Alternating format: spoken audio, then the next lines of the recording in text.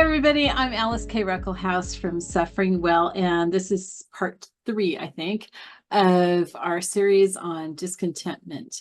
So today, though, I wanted to talk about what's an even deeper root than discontent and how that leads to discontentment.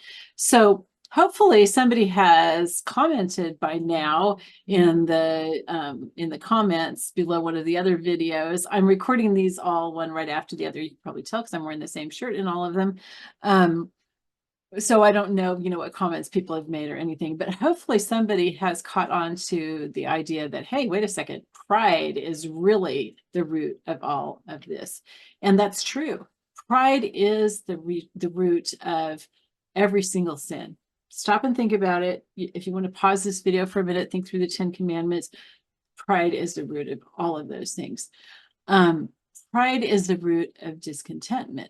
So if we say discontentment is the root, then we go back even further to pride, and that's like the taproot or something like that. So here's how pride yields discontentment. If you have pride, then you think, I deserve a lot. Okay, I am important, I am good, I am the best, I deserve, etc.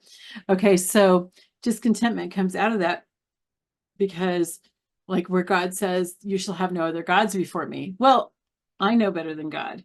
I deserve more than what he's giving me. I deserve more opportunities. I deserve more money. I deserve more things. I deserve more of what I think that I need. Pride. So I'm discontent about all those things. Pride says, I know better than God. Whoa. That's kind of a stupid thing to say, isn't it? We've talked about how God knows everything. We can't possibly know everything.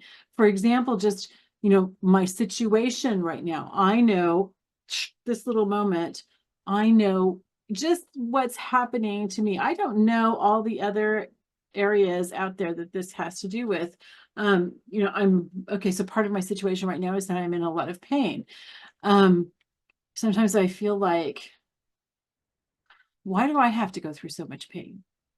What have I done that's so horrible that deserves to be in so much pain? Okay, that is pride. That is grumbling. That can even turn into disputing with God. God, why have you done this to me? Why have you done this to me? That kind of thing. I don't know why God is allowing this in my life, but I do know that I can offer my pain up to him. I do know that I should ask him to heal me, understanding that he might say no, which he has so far. But I need to ask. You have not because you ask not.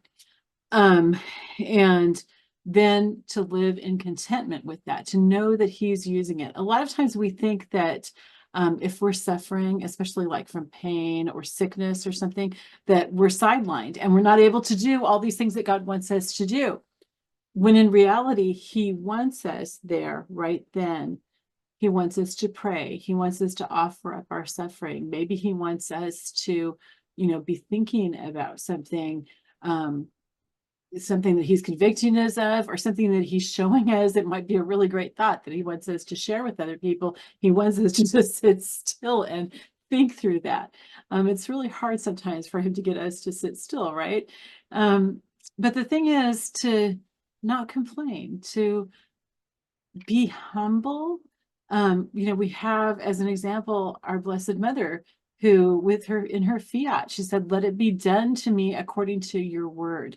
Let your plan work out in my life. I don't completely understand it. I can't completely understand it because I don't have all the pieces.